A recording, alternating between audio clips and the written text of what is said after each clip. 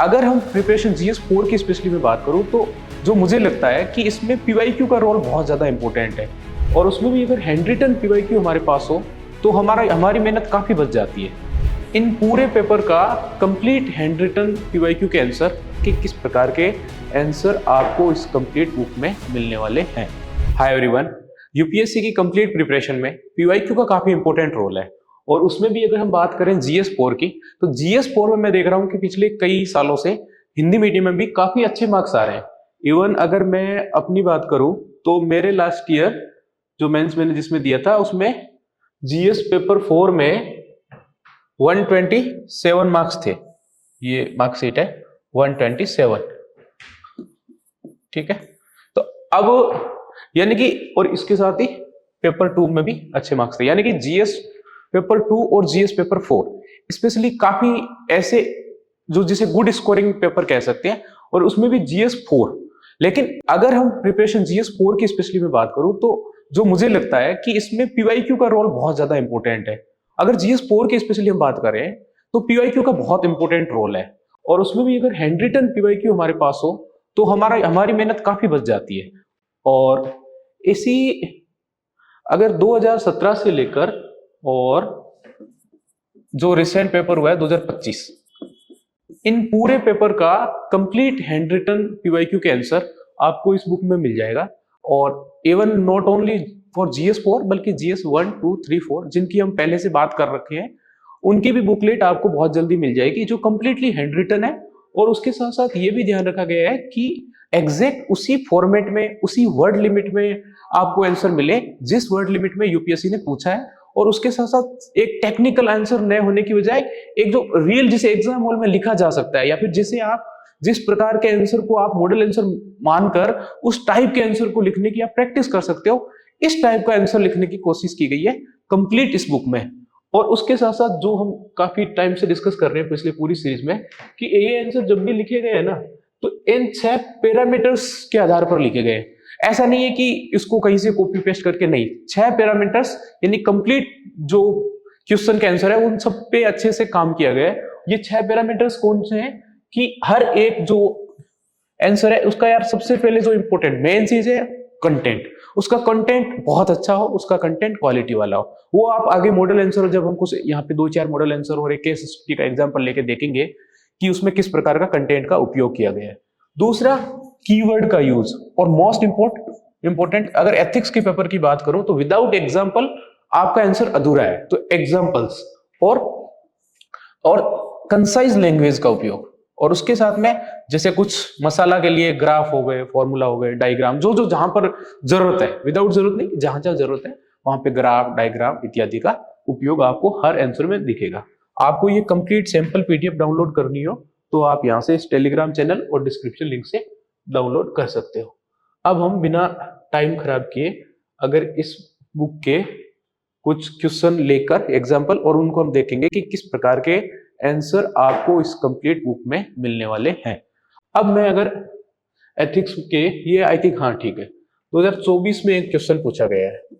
और इसके साथ साथ हम ये भी जानेंगे इस पूरे सेशन में कि हमें जब स्पेशली हम GS4 का आंसर दे रहे हो तो उसमें हमें अप्रोच कैसे रखनी है। इससे पहले भी GS1, 2, 3 की हमने अलग अलग एक डिमांड समझी है, उसकी एक अप्रोच समझी है। मैं समझता हूँ GS1, GS2, GS3 और GS4 चारों पेपर की अपनी है ना एक अलग डिमांड है, एक स्पेसिफिक डिमांड है। उस डिमांड के अनुसार हमें क्वेश्चन के आंसर लिखने हैं तो निश्चित तौर पर हमारे मार्क्स अच्छे आएंगे। अगर हम स्पेशली GS4 पेपर के एक ऑल ओवर मोटा मोटी डिमांड की बात करें, GS4 का अगर आप सिलेबस देखोगे ना तो मोस्ट आपको सिर्फ 7 ही सिलेबस के पॉइंट मिलेंगे और 8वां है आपकी केस स्टडी। यानी कि पूरे जो 250 मार्क्स का जो पूरा पेपर है, सिलेबस बहुत भारी भरकम नहीं है।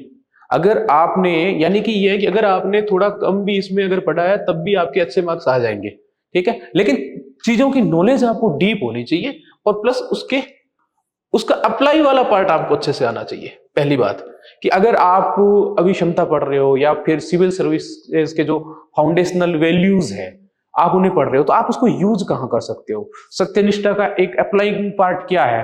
अशोक खेमका जैसे महान जो सिविल सर्वेंट हैं उन्होंने किस तरह सत्यनिष्ठा दर्शाई है, ये सारी चीजें जो रिलेवेंट है एग्जाम के प्रोस्पेक्टिव से और उसके साथ साथ जो आपके आसपास घटित हो रही है, इन चीजों का एक अप्लाइंग पार्ट आपको पता होना चाहिए। और उसके साथ कि क्योंकि इथिक्स का आप पेपर देखोगे तो बहुत ज्यादा लेंथी पेपर है, तो एक आपकी ठीक ठाक स्पीड होनी चाहिए लिखने की, ठीक है, ये भी एक। और स्पीड कैसे आएगी? प्रैक्टिस से, ठीक है। एक मोटा मोटी आइडिया ले रहे हैं हम, क्योंकि हमें आंसर की अप्रोच जानी है। एक और सेशन लेंगे जिसमें कंप्लीट एथिक्स की पेपर की बात करेंगे, जिसमें और हम इन चीजों को एक्सप्लेन कर लेंगे, ठीक है। अब इसके साथ साथ और एथिक्स के पेपर में क्या आपके पास होना चाहिए कि एक तो आपकी जो लैंग्वेज है ना, उस पे आपको बहुत ज्यादा फोकस करना है कि ये बहुत ज्यादा एक्सप्लेनेशन वाली नहीं होनी चाहिए। यानी कि लैंग्वेज बनाने में जब हम स्पेशली हिंदी मीडियम में था, थी, ता, इस टाइप के वर्ड जोड़ के का जो लैंग्वेज बनाते हैं ना, उस लैंग्वेज में नहीं जाना है। ट्राई करना है कि इस प्रकार की कीवर्ड वाली लैंग्वेज आपको यूज करनी है। और अगला पॉइंट क्या है? एग्जाम्पल्स। आपको हर एक पॉइंट के साथ अपनी बात को प्रूव करने के लिए एग्जाम्पल के उपयोग। हो सकता है एक बार के लिए जीएस 1, 2, 3 में आप एग्जाम्पल्स मत लिखो, लेकिन जीएस 4 में आपके लिए एग्जाम्पल मस्ट है। विदाउट एग्जाम्पल आपको निश्चित है कि नंबर कम्स मिलेंगे। अगर मेरी भी बात करूं तो मेरे इससे पिछले वाले मार्क्स में मात्र 84 मार्क्स थे, लेकिन इस बार 127 आए। तो मैंने जो एक मेजर चेंज किया ना, वो ये किया था, इससे पहले वाले में मैं बहुत ही कम, हो सकता है एक क्वेश्चन में 1 से 2 एग्जाम्पल लिख पा रहा था, या फिर एग्जाम्पल लिखने की मेरी अप्रोच ही नहीं थी। लेकिन इस बार मैंने अप्रोच चेंज की और हर एक लाइन के साथ हर एक टॉपिक को एक्सप्लेन करने के लिए, उसकी रिलेवेंसी दिखाने के लिए मैंने एग्जाम्पल्स लिखे और मुझे मार्क्स भी अच्छे आए हैं। और अब आते हैं केस स्टडी वाले पार्ट पे, ठीक है। केस स्टडी हालांकि हम एक एग्जांपल लेकर देखेंगे। केस स्टडी का अगर मैं बात करूं मोटा मोटी, तो आपको क्या है कि जो पीवाईक्यू में केस स्टडी पूछी गई है, उनकी अगर अच्छे से प्रैक्टिस कर लो। और दूसरा कि केस स्टडी का एक फॉर्मेट होता है, उस फॉर्मेट में अभी हम थोड़ी बहुत इस पीवाईक्यू की बुकलेट में बात कर लेंगे, लेकिन कुछ और सेशन में कंप्लीट केस स्टडी को भी डिस्कस कर लेंगे। अब आते हैं क्वेश्चन के एग्जाम्पल पे, ठीक है। एक क्वेश्चन लेते हैं 2024 का कि आचार संहिता और नैतिक संहिता, आचार संहिता और नैतिक संहिता लोक प्रशासन में मार्गदर्शन के स्रोत है, ठीक है। स्टेटमेंट यहाँ पे आपका फुल स्टॉप, ठीक है। पहला तो ये आपको यहीं पर प्रूव करना है कि आचार संहिता और नैतिक संहिता है वो लोक प्रशासन में मार्गदर्शन के स्रोत कैसे है। तो ये तो हो गया आपका पार्ट 1। फिर अगेन आपको आगे पूछा गया है कि आचार संहिता पहले से क्रियान्वित है जबकि नैतिक संहिता अभी तक लागू होना बाकी है। ये यूपीएससी आपको एज ए स्टेटमेंट के रूप में बता रही है।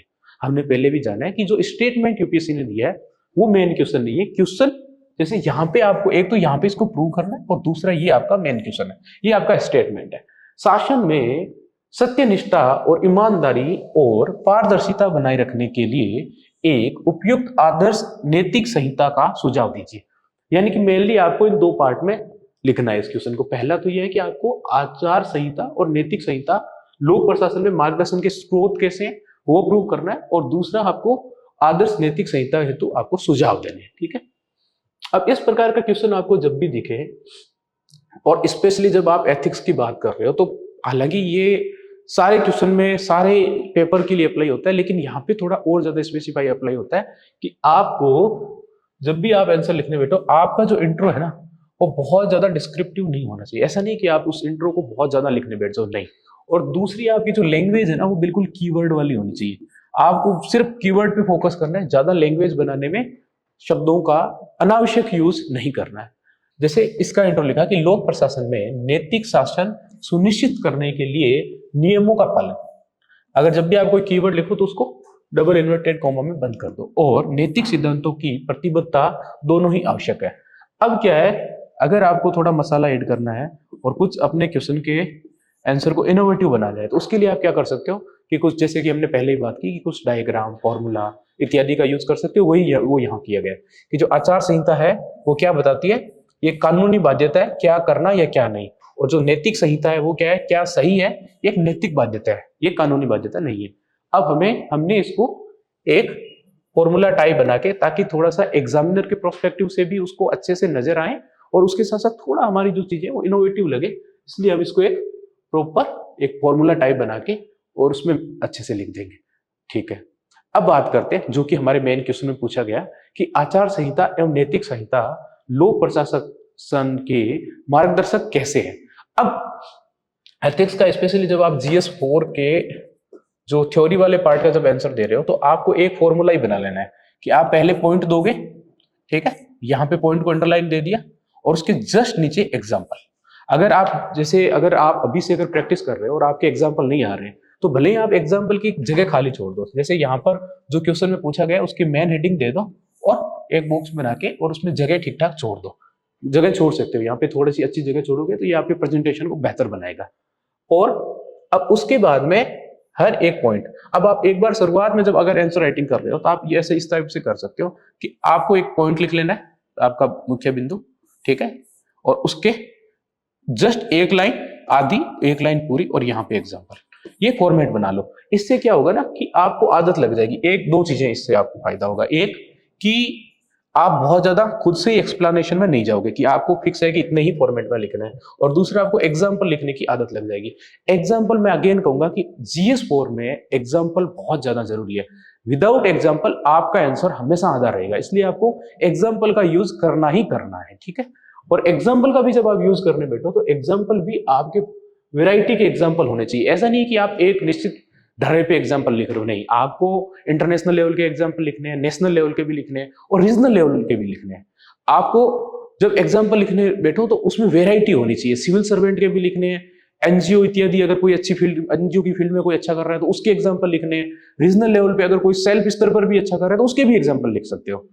आप रूमा देवी के भी एग्जाम्पल लिख सकते हो, जो राजस्थान के वेस्टर्न पार्ट में एक छोटे से पार्ट में उन्होंने जो अपनी स्तर पर शुरुआत की महिला सशक्तिकरण को लेके, और आप सेवा जैसे बड़े संस्थानों के नाम भी लिख सकते हो जो गुजरात और इस एरिया में पूरे महिला सशक्तिकरण के लिए काम कर रहे हैं। यानी आपको दोनों चीजों पे फोकस करना है, इससे क्या है आपकी वेराइटी दिखाती है, ठीक।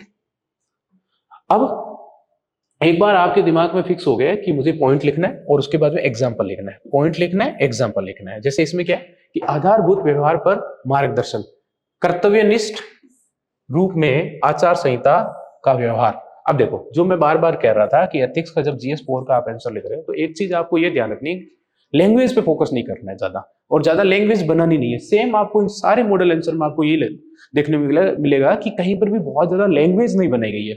जैसे सिंपल आधारभूत व्यवहार पर मार्गदर्शन, एक पॉइंट लिखा और उसके बाद में कहीं पर भी लैंग्वेज ज्यादा यूज नहीं, कर्तव्यनिष्ठ रूप में आचार संहिता का व्यवहार, ठीक, अव्यवहार होता है या फिर इस टाइप की कुछ भी परंतु को नहीं जोड़े, कंप्लीटली इसको एक जो कीवर्ड टाइप की लैंग्वेज है उसमें हमने लिख दिया। फिर एग्जांपल क्या दे दिया कि भ्रष्टाचार निवारण अधिनियम 1988 द्वारा कर्तव्य निष्ठा। अब ये एग्जामिनर के ऊपर है, एग्जामिनर आपका जो चेक कर रहा है वो बहुत स्मार्ट है, वो इजीली इस पॉइंट को, आपके पॉइंट को अच्छे से समझ जाएगा।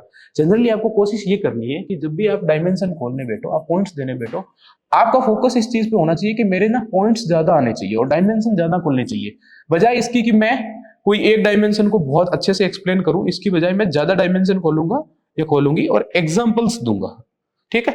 इस पे आपको फोकस करना है।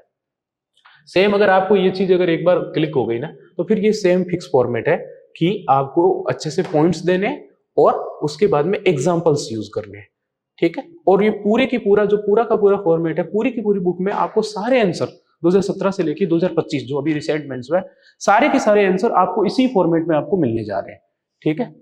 और उसके बाद में जो हम बात कर रहे थे शुरुआत में कि हमें जब कहीं कहीं पर फॉर्मूला का उपयोग भी करना है, जैसे ये फॉर्मूला क्या है कि सत्यनिष्ठा प्लस ईमानदारी प्लस पारदर्शिता प्लस नैतिक कार्यान्वयन तंत्र इज इक्वल टू सार्वजनिक प्रशासन में सुशासन की संस्कृति। अब इस टाइप के अगर कीवर्ड का यूज करते हो और साथ में फॉर्मूला बनाते हो तो ये निश्चित है कि आपका जो आंसर है वो कहीं ना कहीं दूसरों से एक अलग ही रिफ्लेक्ट होगा। और उसके साथ साथ जब हमने ये भी बात की थी कि जो कंटेंट है वो हमारा क्वालिटी वाला होना चाहिए, यानी जब भी आप बात कर रहे हो तो सिलेबस के अकॉर्डिंग बात करो और उसके साथ साथ सिलेबस में जो आपको कुछ चीजें याद भी होनी चाहिए। जैसे एग्जांपल यहाँ पे मूल्यांकन में नैतिक प्रदर्शन, यहाँ पे एग्जांपल क्या है, आर्टिकल 309 सिविल सेवक मूल्यांकन में नैतिक प्रदर्शन मैट्रिक हेतु रूपरेखा। यानी आपको ये भी पता है आर्टिकल 309 का भी आप देख रहे हो किस तरह की, जैसे कि जब हम तैयारी कर रहे थे उस तैयारी के फेज में ये मतलब बताया जाता था कि यूपीएससी का जो पूरा जीएस है उसको आपको एक अंतर अनुशासनात्मक ढंग से पढ़ना है, यानी कि आपको पॉलिटी का नॉलेज का यूज आपको एथिक्स में लेना है, हिस्ट्री के नॉलेज का यूज आपको एथिक्स में आप ले सकते हो। तो जैसे कैसे हम पॉलिटी का नॉलेज का यूज है वो यहाँ पर एथिक्स में यूज कर सकते हैं, वो कंप्लीटली ये दिखाता है कि आपने चीजों को डीपली न सिर्फ पढ़ा है बल्कि उनको अच्छे से समझा है। अगर एक बार आपको समझ में आ गया ना तो आप उन चीजों को अच्छे से एक पेपर से दूसरे पेपर में यूज कर सकते हो। ठीक है, अब ठीक, आपको कंक्लूजन में थोड़ा सा ये ध्यान रखना है कि बहुत ज्यादा हमें विस्तृत कंक्लूजन नहीं लिखना है। जैसे इसका कंक्लूजन क्या है, इस प्रकार नैतिक शासन योगक्षेम लोगों की सुरक्षा और कल्याण प्रकृति पर आधारित है। जो हाँ, एक चीज आप ये भी ध्यान रखो कि कुछ संस्कृत के वर्ड है वो भी आप स्पेशली हिंदी मीडियम में आप यूज कर सकते हो, थोड़ा सा ये आपके आंसर को एनरिच करेगा। ठीक है, आगे बढ़ते हैं।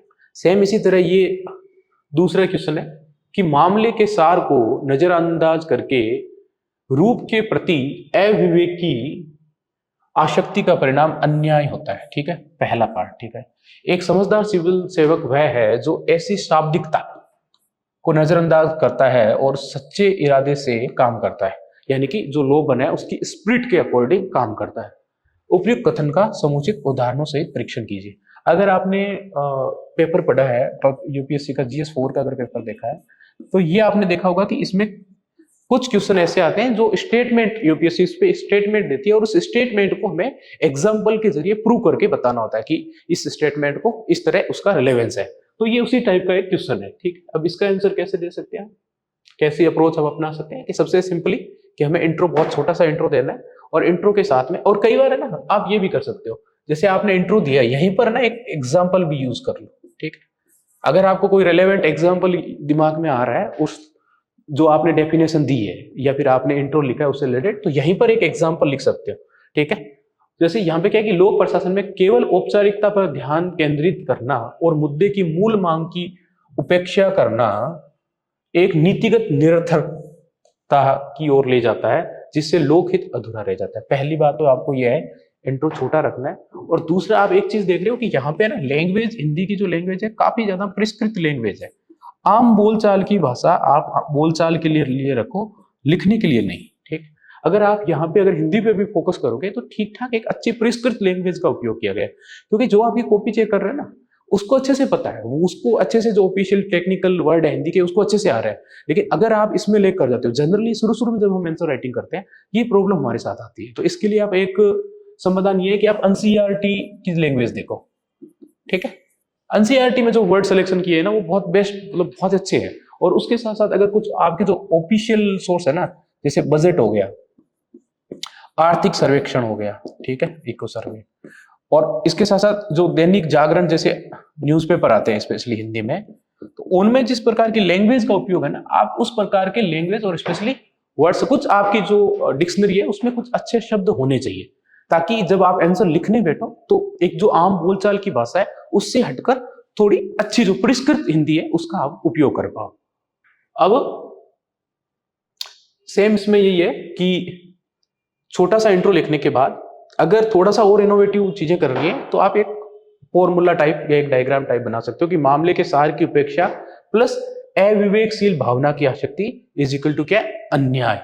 ठीक है, सेम इसको हम थोड़ा सा कि भाई ऐसे जो सिविल सर्वेंट है जो मामले की सार की उपेक्षा करते हैं और अविवेकशील भावना रखते हैं वो क्या कर रहे हैं, एक प्रकार से अन्याय कर रहे हैं। तो हमने इसको क्या एक फॉर्मूला टाइप बना दिया।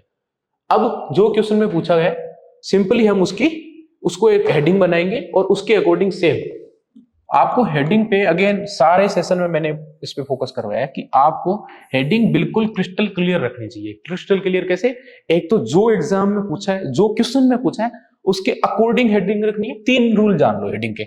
एक तो डिमांड के अकॉर्डिंग होनी चाहिए, अकॉर्डिंग डिमांड, ठीक है। दूसरी ऑर्डर में होनी चाहिए, यानी जिस ऑर्डर में क्वेश्चन पूछा है उस ऑर्डर में हम हेडिंग में जाएंगे, ठीक है। इसमें जैसे पहले में ये पूछा था कि अविवेक की आसक्ति के परिणाम क्वेश्चन में बात हुई थी, तो सेम हम पहले ये हेडिंग देंगे।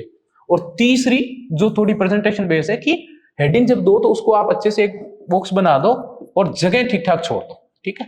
ये आपको 3 चीजें आपको हेडिंग के दृष्टिकोण से ध्यान रखने की जरूरत है, स्पेशली जीएस 4 में, ठीक है। आगे बढ़ते हैं। अब सेम यही फॉर्मूला जिसपे हमने पहले से बात की, एक बार अगर हेडिंग अच्छे से लिख दी तो फिर आपको मेन जो इंपॉर्टेंट पॉइंट है, अगर आप पॉइंट पे लिख रहे हो ना, जो मोस्ट रिलेवेंट पॉइंट है और जो थोड़े ज्यादा उपयोगी उनको पहले लिखो और जो कम उपयोगी आपको लगते हैं ना उनको बाद में लिखो। ये चीज आपको ध्यान रखनी है। अब आपको हर एक पॉइंट लिखना है और पॉइंट के साथ एग्जांपल्स, पॉइंट के साथ एग्जांपल। यानी आप देख रहे हो कि एथिक्स का जब आप आंसर लिख रहे हो विदाउट एग्जाम्पल वो अधूरा है। तो इस पे आपको स्पेशली काम करना है अभी से। जैसे कानूनी औपचारिकता बनाम मौलिक न्याय, कठोरता से प्रक्रियात्मक शुद्धता को प्राथमिकता देना, सख्त एग्जाम्पल क्या है, सख्त नौकरशाही द्वारा मनरेगा मजदूरी की विलंबता। हाँ, एग्जाम्पल भी आप जैसे कुछ एग्जाम्पल क्या है कि वैसे यूज करोगे जो स्टैब्लिश है, लेकिन कुछ एग्जाम्पल ऐसे यूज करोगे जो आपने ऐसा लगना चाहिए कि आपने ऑन द स्पॉट वहां पे बनाया है, यानी कि आपने उन चीजों पे सोच रखा है या सोचा है। आपके जो अप्लाइंग पार्ट है, देखो एथिक्स इज ऑल अबाउट कि आप कितना उसको अप्लाई कर पाते हो, अपने जीवन में कितना धारण कर पाते हो। और आप धारण कभी तभी कर पाते हो जब आप कुछ उन चीजों का अप्लाई वाला पार्ट लिख पाओ। जैसे यहाँ पे ये एग्जांपल यूज किया कि सख्त नौकरशाही द्वारा मनरेगा मजदूरी की विलंबता। तो ये एक प्रकार का आप ये है कि ये कोई रटा रटा एग्जांपल नहीं, आपने उस समय ऑन द स्पॉट सोचा है, वो एग्जांपल आपने लिखा है। ये एग्जामिनर के दृष्टिकोण से ये लगता है। अगर आप इस टाइप के एग्जांपल, तो आपको इस टाइप के भी एग्जांपल लिखने हैं, आपको कुछ सिविल सर्वेंट के भी एग्जांपल लिखने हैं, कुछ जो अच्छी पॉलिसीज है उनके भी एग्जांपल आपको लिखने हैं। जैसे इसमें हम एग्जांपल की वेराइटी देखेंगे, ठीक है। जैसे शासन में जन विश्वास का शरण होना, एग्जांपल क्या है, अनुराधा भसीन, ये हमने सुप्रीम वर्सेस भारत संघ, ये 2020 के हमने अनुराधा भसीन जो सुप्रीम कोर्ट का वाद है उसका हमने जिक्र कर दिया। फिर हमने यहाँ पे एक पॉइंट यूज किया कि सामाजिक अन्याय की निरंतरता, ठीक है। तो यहाँ पे एग्जाम्पल क्या दिया कि मैनुअल स्क्वेंजिंग अधिनियम 2013 में कार्यान्वयन हेतु दंडात्मक उपायों पर केंद्रित, यानी जो हम एग्जाम्पल होंगे अपने वो काफी ज्यादा वेराइटी वाले होंगे और अलग अलग पार्ट से होंगे, ठीक सेम। फिर उसके बाद में अगली जो क्वेश्चन की डिमांड है, अकॉर्डिंग टू क्वेश्चन की डिमांड, सच्चे इरादों के प्रति समझदार सिविल सेवक का दृष्टिकोण। तो इस क्वेश्चन की दो अलग अलग हेडिंग बन सकती थी, उन दोनों पे हमने हेडिंग बनानी है और उसके अकॉर्डिंग आंसर लिखना है। तो अब जो क्वेश्चन के दूसरे पार्ट में हमसे पूछा गया उसकी हम हेडिंग देंगे और अकॉर्डिंग जो अभी तक लगभग अपन ने सारे क्वेश्चन में एक फॉर्मूला बना दिया कि पहले मेन पॉइंट देंगे और उसके साथ में एग्जाम्पल दे देंगे। पहले मेन पॉइंट, उसके साथ में एग्जाम्पल। एग्जाम्पल की अपनी जो वेराइटी है वो, इससे पहले हमने देखा कि हम सुप्रीम कोर्ट के जजमेंट की बात कर रहे हैं एग्जाम्पल में, हम एक्ट की बात कर रहे हैं, उसके बाद में हम कुछ अलग अलग जैसे स्मिता सबरवाल जी मैम है उनकी बात कर रहे हैं, या फिर हम सार्वजनिक सेवा तक जैसे कुछ लाइव एग्जाम्पल है। तो इस टाइप के जो आपके एग्जाम्पल है ना वो अलग अलग वेराइटी वाले होने चाहिए, ठीक है। और उसके बाद में क्योंकि देखो एथिक्स का पेपर GS4 और थोड़ा टाइम की आपके पास किल्लत है, ये आपको इस चीज को मान लेना है कि जो GS4 का, स्पेशली GS4 में, क्योंकि आपको केस स्टडी वाला पार्ट सोल्व करना है और एक केस स्टडी में बहुत ज्यादा समय लगता है क्योंकि एक तो बहुत बड़ी केस स्टडी है, तो आपको टाइम की किल्लत है। तो एग्जाम हॉल में इतना ज्यादा इनोवेटिव या इस टाइप के फॉर्मूला लिख पाना लगभग थोड़ा सा मुश्किल है, लेकिन अगर आप प्रैक्टिस करते हो और एटलीस्ट 2 से 3 क्वेश्चन के आंसर में भी लिख आते हो ना, तो जाहिर है कि आपको अगर 2 नंबर भी एक्स्ट्रा मिलते हैं तो उसकी बहुत बड़ी वैल्यू है। तो इस पे आपको थोड़ा सा काम करना है अभी से कि कुछ आप फॉर्मूला टाइप बना पाओ, ठीक है। अब अगेन हम बात करें कंक्लूजन पे, तो कंक्लूजन में जैसे कि एक चीज हमें बहुत ज्यादा ध्यान रखनी है कि कंक्लूजन में अच्छे से हम कीवर्ड का जरूर यूज करेंगे, ठीक है। जैसे इस प्रकार न्याय के प्रति समर्पण एवं सहानुभूति, ठीक है, ये कीवर्ड, इसको हम अंडरलाइन भी कर सकते हैं, ठीक है। शासन में लोकहित की आत्मा, यानी कि न्याय के प्रति सब, ये कीवर्ड है। जब भी आप कंक्लूजन लिखने बैठो, अगेन मैं बार बार कह चुका हूं कि एग्जामिनर आपका पूरा क्वेश्चन का आंसर देखते देखते यहां तक आके दिमाग बना लेगा कि अब इसको मान लो कि 5 नंबर देने हैं, ठीक है। लेकिन जैसे ही वो आपका कंक्लूजन अगर पढ़ा और कंक्लूजन में उसको कैसे, जैसे लोकहित की आत्मा या ये इस टाइप के कुछ कीवर्ड है ना, वो अलग से रिफ्लेक्ट होते हैं कि अच्छा इसने तो ये भी लिखा है, तो मे भी ये हो सकता है कि यहाँ पे आपको आधा नंबर एक्स्ट्रा मिल जाए। एक एक नंबर की बहुत ज्यादा उपयोगिता है, तो ये आपको ध्यान रखना है, ठीक।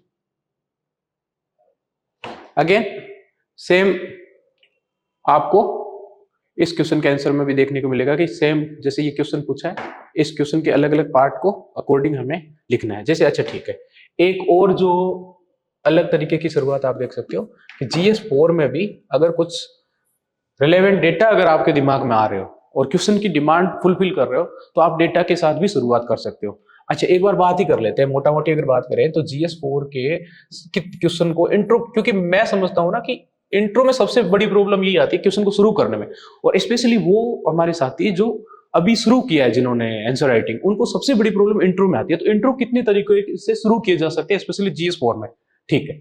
सबसे पहले कि अगर जो सिलेबस का कीवर्ड है आप उसको एक्सप्लेन करते हुए इंट्रो लिख सकते हो। फॉर एग्जांपल अगर आपको एटीट्यूड पे कोई क्वेश्चन पूछा है, या फिर आपको एप्टीट्यूड पे कोई क्वेश्चन पूछा है या सत्यनिष्ठा पे कोई क्वेश्चन पूछा है, सिंपली आपको उसकी एक डेफिनेशन देनी है अपने अकॉर्डिंग। डेफिनेशन हमेशा आपकी खुद की लैंग्वेज में होनी चाहिए, ठीक है, पहली बात। दूसरा क्या है कि आप कोई केस स्टडी को मेंशन करते हुए छोटे से एकदम बिल्कुल उससे आप इंट्रो दे सकते हो, ठीक है।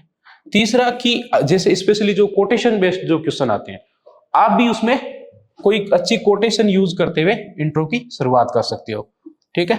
चौथा टाइप क्या हो सकता है कि फॉर एग्जांपल यही हो गया कि अगर कोई रिलेवेंट डेटा है, ठीक है, डेटा या रिपोर्ट है, उसका यूज करते हुए आप इंट्रो की शुरुआत कर सकते हो।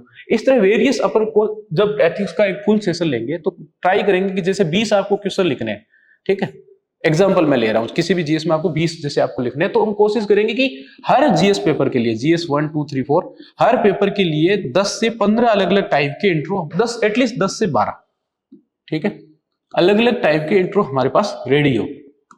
10 से 12 अलग अलग टाइप के इंट्रो हमें पता हो, एटलीस्ट हमारे दिमाग में डेटाबेस हो कि अच्छा ऐसे भी शुरू कर सकते हैं।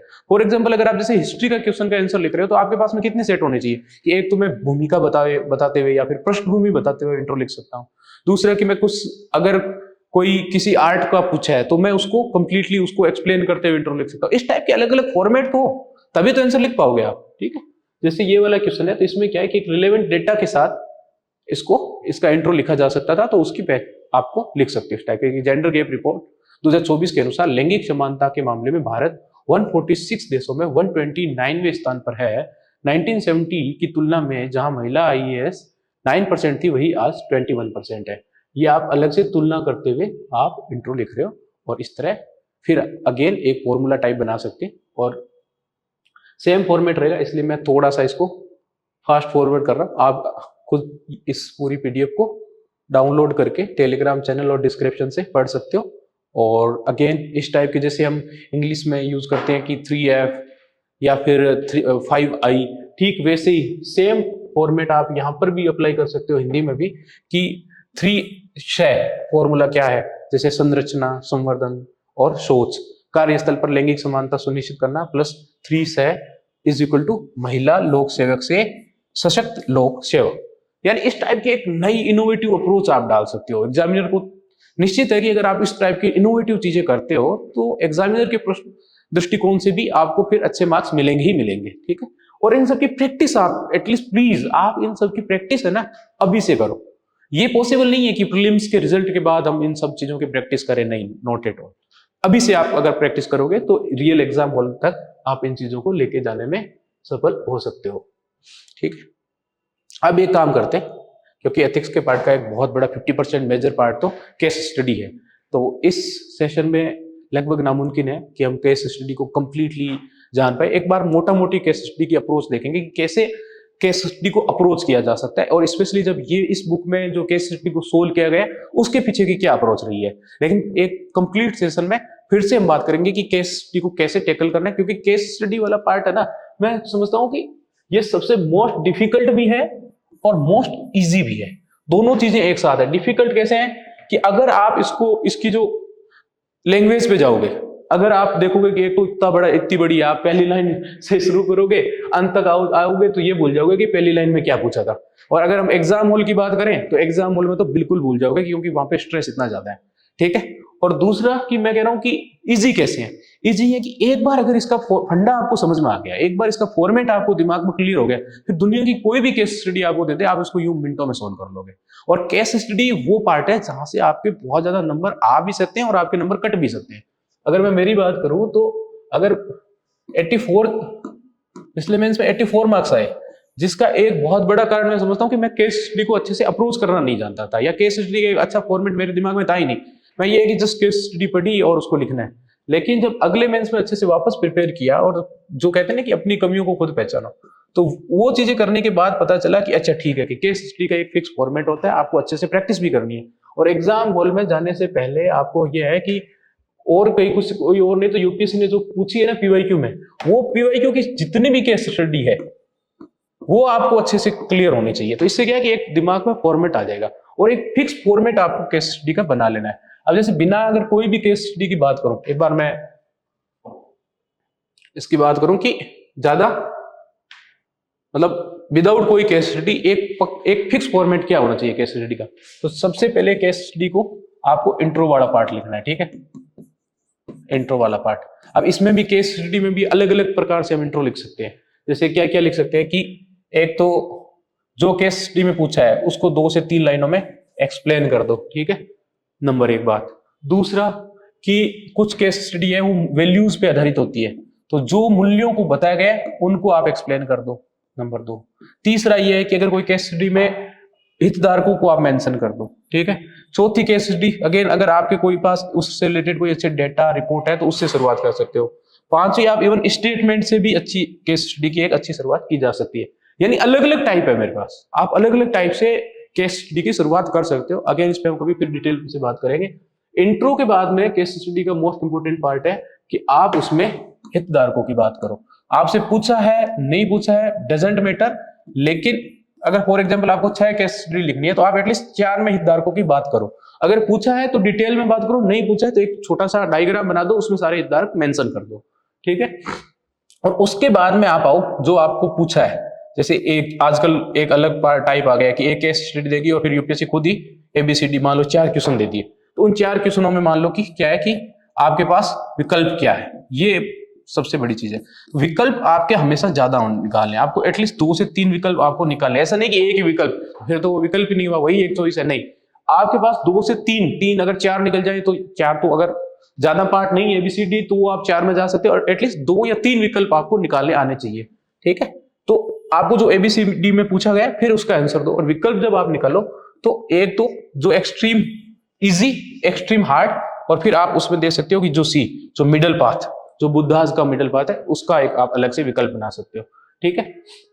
और उसके बाद में बात करते हैं कि कंक्लूजन वाला पार्ट, ठीक है। इससे पहले आपको यह ध्यान रखना है कि केस स्टडी में भी आपको एग्जाम्पल यूज करने ही है, नंबर एक बात।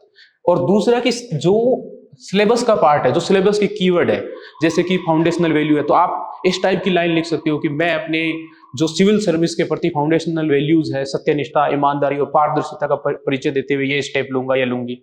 ठीक वैसे आप इस टाइप के मूल्यों की बात कर सकते हो कि जैसे मैं अपने करुणा, सहृदयता, इन मूल्यों का परिचय देते हुए ये वाला स्टेप लूंगी या लूंगा।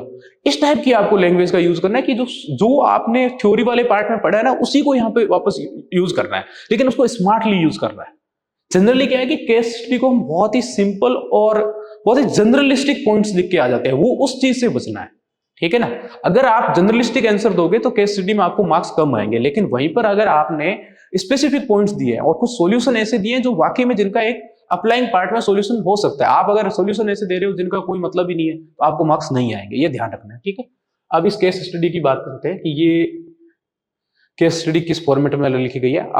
मैं ये पूरी पीडीएफ डिस्क्रिप्शन में डलवा दूंगा, आप पूरी केस स्टडी पढ़ लेना। यहाँ पे केस स्टडी पढ़ना संभव नहीं है, लेकिन एक बार हम क्वेश्चन पढ़ लेते हैं कि क्या क्वेश्चन क्या पूछे गए हैं। इस केस स्टडी के साथ आपको 3 क्वेश्चन पूछे गए हैं मेनली, ठीक है। पहला क्या है कि उपयुक्त स्थिति से निपटने के लिए रमन के पास क्या विकल्प है। रमन एक आईपीएस अधिकारी है, ठीक है, ये ध्यान रखना है, ये आपको पहले से पता होना चाहिए। और केस स्टडी का जब आप आंसर लिखो ना, तो उसके एटलीस्ट अभी शुरुआत में तो थोड़ा फॉर्मेटिंग करना सीख जाओ, स्ट्रक्चरिंग करना, कि जब भी आप पूरी केस स्टडी पढ़ो तो जो मेन इंपोर्टेंट पार्ट है, जैसे कि मेन इस वाली केस स्टडी में मेन रोल किसका है, जो आईपीएस अधिकारी है रमन, उसका है। तो ये आपके दिमाग में क्लियर होना चाहिए। अच्छा ठीक है, कई बार क्या है कि यूपीएससी आपको खुद कहता है कि एज्यूम आप ही ये हो, तो फिर आपको उस अलग लैंग्वेज में लिखना है, या कभी थर्ड पर्सन की अगर बात होगी तो फिर थर्ड पर्सन लैंग्वेज में आपको लिखना है। इस पे आपको फोकस करना है। अगला क्या है कि आप मौजूदा व्यवस्था को, ये देखो यहाँ पे आपकी बात हो गई, व्यवस्था को मजबूत करने के लिए क्या उपाय सुझाएंगे ताकि यह सुनिश्चित किया जा सके कि ऐसे समूह राज्य में घुसपैठ करने और माहौल खराब करने में सफल न हो सके। ये एक चीज दिखाता है। जनरली केस स्टडी वाला पार्ट इसीलिए डाला गया आपके सिलेबस में कि आपके अंदर है ना प्रॉब्लम सॉल्विंग कैपेसिटी कितनी है, ठीक है ना। इसलिए एक चीज मैं आपको और दूंगा कि जो न्यूज़पेपर में इस टाइप के जो आते हैं ना केस, कि अमुक स्टेट में ये वाला केस हुआ, फिर वहां के आईपीएस अधिकारी, आईएएस अधिकारी ने उसको इस तरीके से सोल्व किया, ये स्टेप लिए गए, आप उन चीजों पे भी थोड़ी नजर रखो ताकि केस स्टडी वाले पार्ट में आप उस एंगल से सोच सको कि अच्छा ये उपाय अपनाए जा सकते हैं। अब आप सपोज करो कि जैसे एक छोटा सा एग्जांपल देते हैं कि अगर कोई जो है ना, जैसे सुप्रीम कोर्ट का वो लॉ है कि अनुपातिकता का नियम, कि जिस अनुपात में जो चीजें हैं समाधान भी उसी अनुपात में होना चाहिए। ठीक है, तो ये चीज आपको ध्यान रखनी कि जब भी आप उपाय बताने बैठोगे या सुझाव देने बैठोगे तो रिलेवेंट होना चाहिए आपका सुझाव। ऐसा नहीं कि प्रॉब्लम है बहुत छोटे स्तर की और आप उसका समाधान दे दोगे बड़े स्तर पर, नहीं, बड़े स्तर की प्रॉब्लम है उसका समाधान बड़े स्तर पर निकलेगा, जो रीजनल लेवल की प्रॉब्लम है उसका समाधान भी रीजनल लेवल पे निकलेगा। तो आप जब समाधान देने बैठो तो आपके समाधान युक्ति संगत होने चाहिए। ठीक है, अब अगला क्वेश्चन क्या है कि उपयुक्त परिदृश्य में पुलिस बल की खुफिया जानकारी एकत्र करने की प्रणाली बढ़ाने के लिए आप क्या कार्य योजनाएं सुझाओगे। यानी मोस्टली इसमें दो पार्ट तो आपको खुद ही बताने हैं।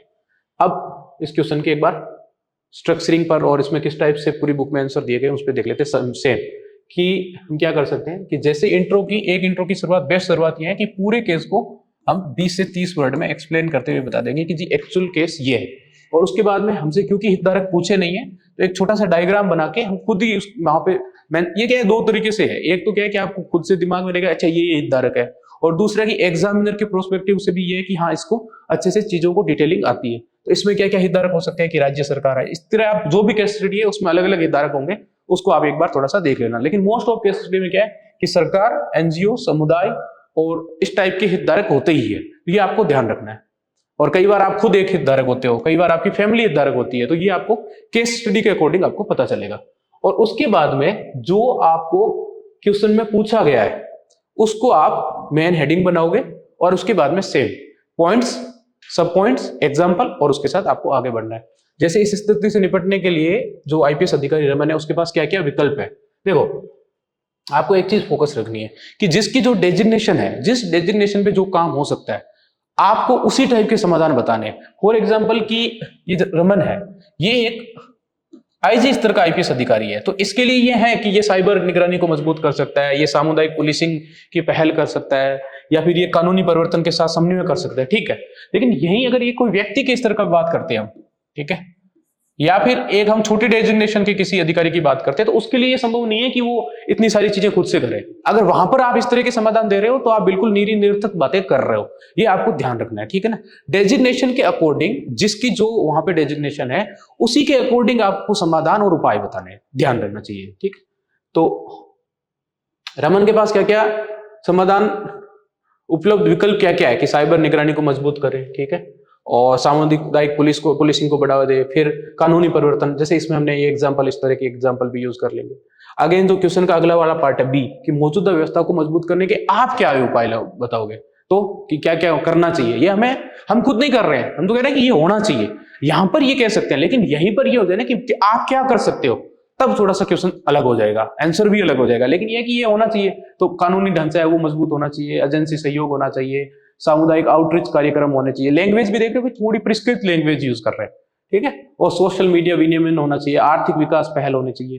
फिर यह कि खुफिया जानकारी जुटाने की कार्य योजना क्या है, तो मानव खुफिया नेटवर्क। अब आपको क्या है कि थोड़ा सा स्मार्टली खेलना है और पॉइंट्स भले ही जनरल हो लेकिन उसमें आपको कीवर्ड अच्छे यूज करने हैं। जैसे मानव खुफिया नेटवर्क की बात कर रहे हैं तो मानव खुफिया नेटवर्क, तो इस टाइप के जो कीवर्ड है उनका हम उपयोग कर लेंगे। नियमित प्रशिक्षण और कार्यशाला, ये कुछ जर्नलिस्टिक पॉइंट भी साथ में यूज कर सकते हो।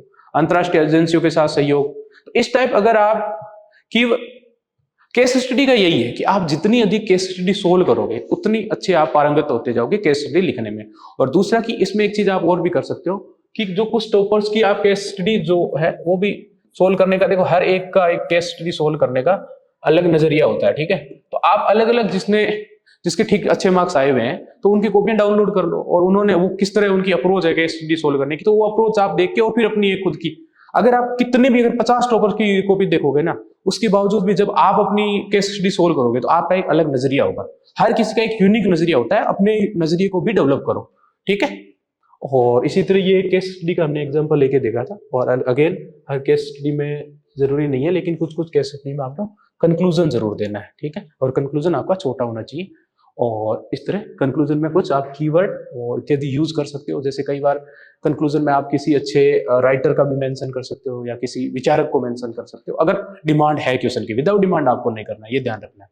तो इस वाले सेशन में हमने ये जाना कि कैसे पीवाईक्यू को अप्रोच किया गया है, और ये पूरी सीरीज यही थी कि कैसे जीएस 1, 2, 3, 4 इनकी जो बुकलेट्स आ रही है उनमें कैसे पीवाईक्यू को अप्रोच किया गया है, कैसे एक नए यूनिक वे में पीवाईक्यू लिखे गए हैं। तो इसको हम पूरे इस सीरीज में जाना